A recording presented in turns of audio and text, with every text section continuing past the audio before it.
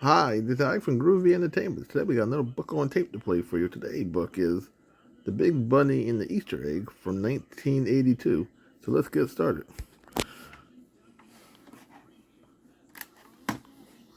The Big Bunny and the Easter Eggs by Stephen Kroll. Illustrated by Janet Stevens.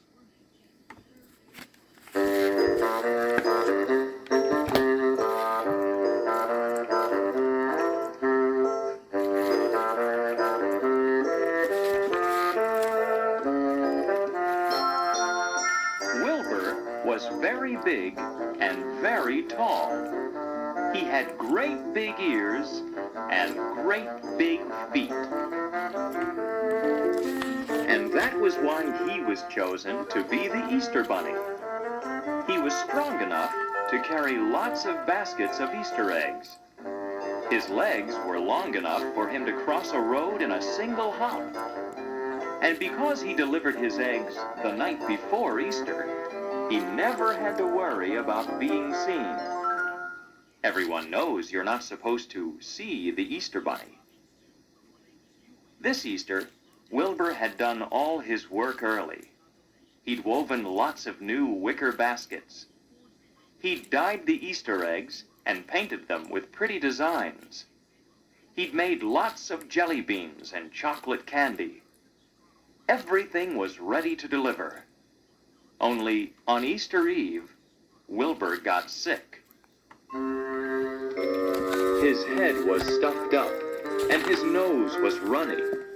His throat was sore, and he had a temperature. His eyes were red, and his ears hurt. Wilbur lay on his bed and groaned. Who was going to deliver the Easter baskets? Hours went by. It was getting very late. Wilbur's rabbit friends came and banged on his door. "Wilbur!" shouted Hector. "Wilbur, you have to get going." "Wilbur!" shouted Francine. "Wilbur, it's after midnight." "Wilbur!" shouted Charles and Henrietta.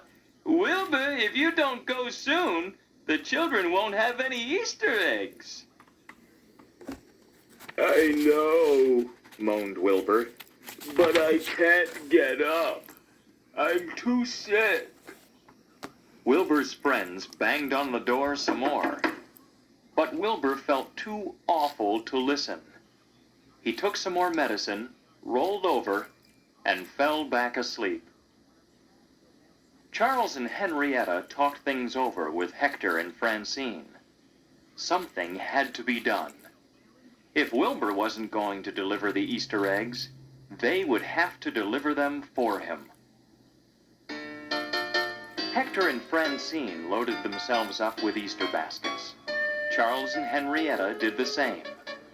The baskets were so heavy they could hardly walk. The four of them struggled through the woods.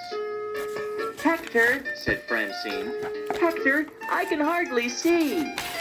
"That's all right," said Hector. "Just try to follow me, Francine." At that moment, Francine bumped into Hector, and Charles bumped into Henrietta. Dozens of Easter baskets crashed to the ground. Broken eggs were everywhere. "I think," said Charles, "we'll have to think of a different idea." He and Henrietta went to get her red wagon. Hector and Francine helped them load it with Easter baskets. When it was piled high, all four of them pulled the wagon to the road. Suddenly, the wagon hit a rock and turned over.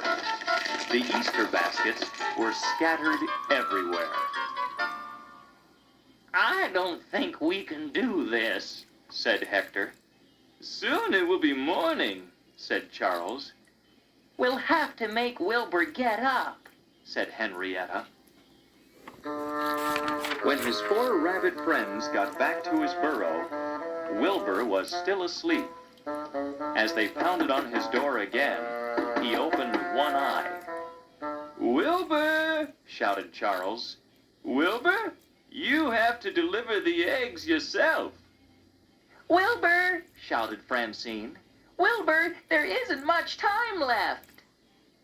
Wilbur lay in bed, grumbling. He blew his nose and coughed. Hector and Francine ran into the burrow and dumped Wilbur on the floor. "All right," he said. "All right, I'm coming." He put on his earmuffs, his scarf, and his favorite jacket to make sure he kept warm. He put an ice pack on his head, a nice big handkerchief in his jacket pocket, and tucked a hot water bottle under his arm. "Hurry!" his friend shouted. "Hurry, Wilbur!" Wilbur shuffled to the door. "I'm going to do this because it's my duty," he said. "But you're going to have to help me." "Of course," said Hector. "Certainly," said Francine. "We're your friends," said Charles and Henrietta. Together, they helped Wilbur load himself up with Easter baskets. In a moment, there were baskets up and down his legs and around his ears. Finally, he was ready. Wilbur struggled out into the woods, with his friends pulling the red wagon behind him.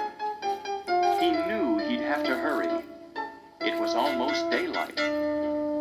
But his joints ached and his head hurt. His nose was running and his cough was getting worse.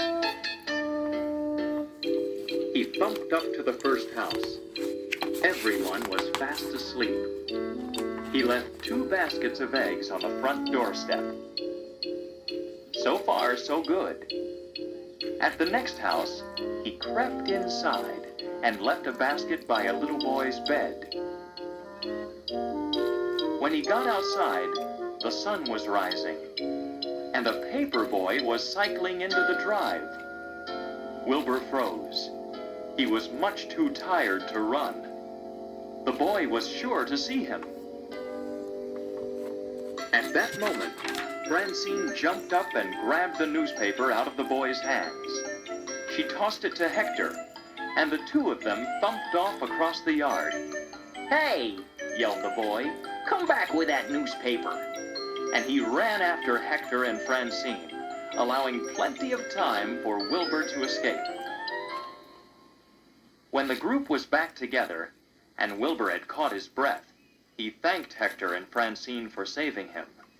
But before he knew it, he was in trouble again. 3 houses later, he was leaving a little girl's room when he had to sneeze. He reached for his handkerchief, but not in time to prevent a huge achoo! The little girl sat up. Wilbur dived under the bed. His ears and his feet stuck out. Any second he'd be seen.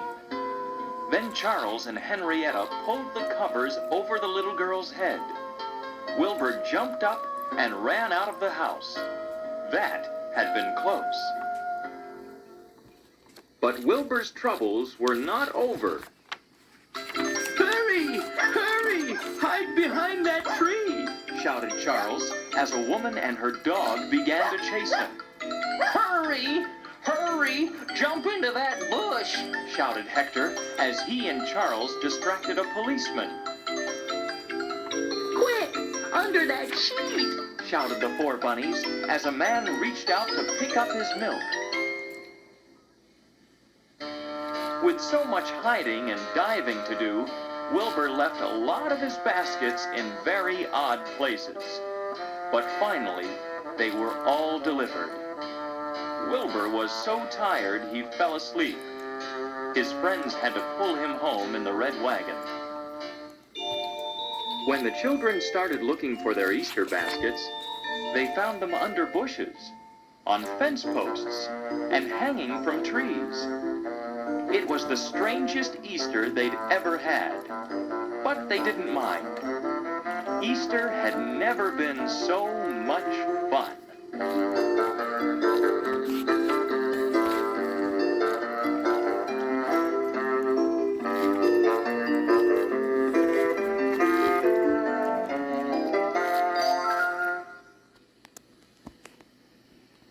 So that was the Big Bunny in the Easter egg for 1982. So if you like, subscribe, share, and comment, and have a groovy day. And our next book will be